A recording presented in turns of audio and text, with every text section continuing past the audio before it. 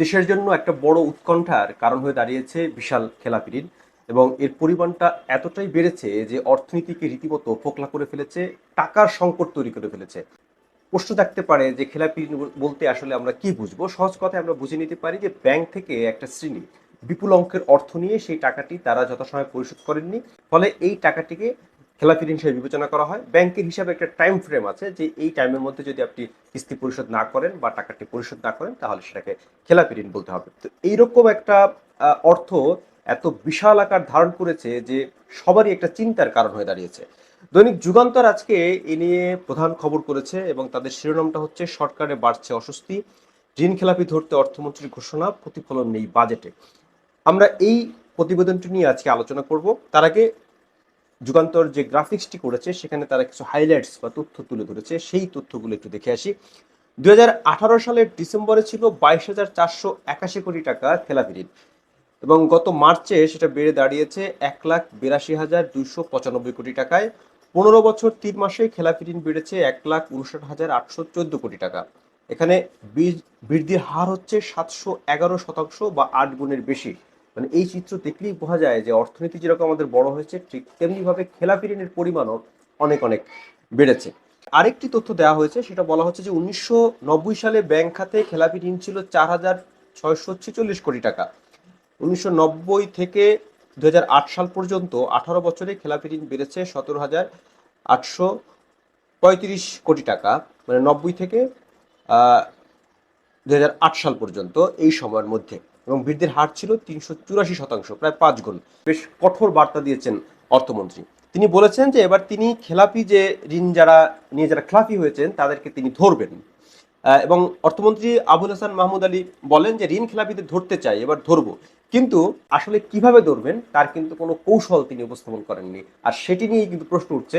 কারণ আপনি যদি একটা একটা চ্যালেঞ্জ গ্রহণ করেন যে আপনি খেলাপি ঋণের মতন একটা বড় সংকট নির্মূল করতে চান, তাহলে অবশ্যই আপনাকে সুনির্দিষ্ট কিছু প্ল্যান থাকতে হবে। সেই প্ল্যান বা কোনো পরিকল্পনার কথা কিন্তু অর্থমন্ত্রী বাজেট বক্তব্যে তার উপস্থাপন করেননি বা জানাননি।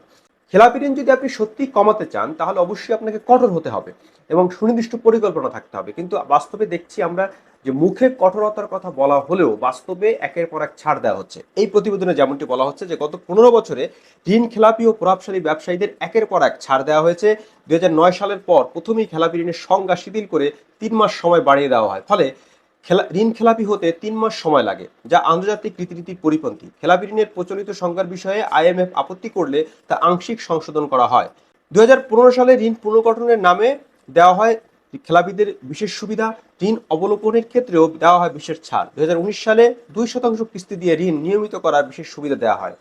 মানে বাস্তবতা হলো যে খেলাপি ঋণ যে আমরা 1,82,000 কোটি টাকা এখন বলছি মানে সরকারের হিসাবে, আসলে সত্যিকার অর্থে এর পরিমাণ অনেক অনেক বেশি। অনেকে বলেন যে এটা 5 লাখ কোটি টাকারও বেশি এই খেলাপি ঋণের পরিমাণ।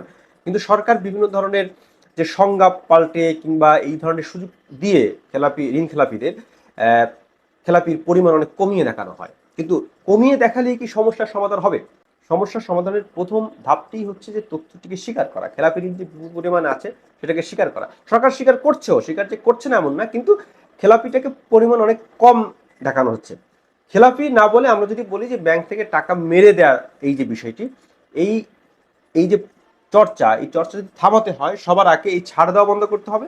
আর দ্বিতীয় হচ্ছে যে এটাতে একটা বড় সমস্যা সেটা স্বীকার করে নিয়ে সত্যিকারের তথ্য প্রকাশ করতে হবে। একেবারে একেবারে নিরেট যে তথ্য ঋণ খেলাপি আসলে কতজন ঋণ খেলাপি, তাদের সেই পরিমাণটি কত, সেটা একেবারে পুঙ্খানুপুঙ্খ তথ্য সরকারের হাতে রাখতে হবে। এই প্রতিবেদনে 3জন বিশেষজ্ঞের কথা তুলে ধরা হয়েছে। একজন হচ্ছেন সাবেক গভর্নর ডক্টর সালেদুল, তিনি বলছেন শক্ত সিদ্ধান্ত না নিলে অরাজকতা থামবে না, এটি বলছেন। আরেকজন হচ্ছেন একজন অর্থনীতিবিদ অধ্যাপক ডক্টর মইনুল ইসলাম, তিনি বলছেন স্পেশাল ট্রাইব্যুনালে অর্থ আদায় করতে হবে।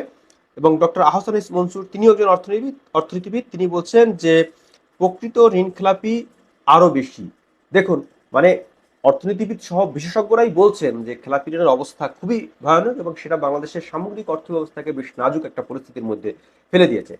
আমাদের দেশে এই ঋণ খেলাপি কারা? এরা মূলত প্রভাবশালী। যে কারণেই হোক না কেন, সরকারকে যদি একটা আহ, একটা স্থিতিশীল অর্থনৈতিক ব্যবস্থা গড়ে তুলতে হয়, তাহলে অবশ্যই এই ঋণ খেলাপির মতো বিষয়গুলোকে মোকাবেলা করতে হবে।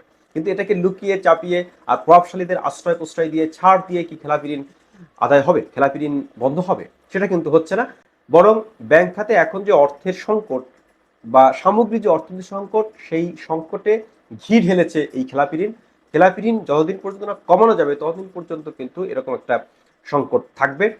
আর খেলাপি ঋণ এখন এমন অবস্থা তৈরি করেছে যে আপনি যদি কোনো প্রভাবশালী ব্যক্তিকে বিপুল পরিমাণ ঋণ দিয়ে বসে থাকেন এবং সেই ঋণ যদি আদায় করা না যায়, তাহলে সেই টাকাটি কিন্তু আবার রিডিস্ট্রিবিউট হচ্ছে না। মানে নতুন যারা ঋণ নেবেন তারা কিন্তু ঋণ নিতে পারবেন না, ব্যবসা বিনিয়োগ বাধাগ্রস্ত হবে। ব্যাংকের যে টাকা, এটা তো সাধারণ জনগণের টাকা, এবং সেই টাকাই যদি পার্টিকুলার কিছু জায়গায় আটকে যায় এবং এরকম অনিশ্চিত হয়ে পড়ে ঋণ খেলাপির নামে বা ব্যাংক থেকে টাকা মেরে দেওয়ার নামে, তাহলে সেটা কিন্তু খুব আশঙ্কার বিষয়।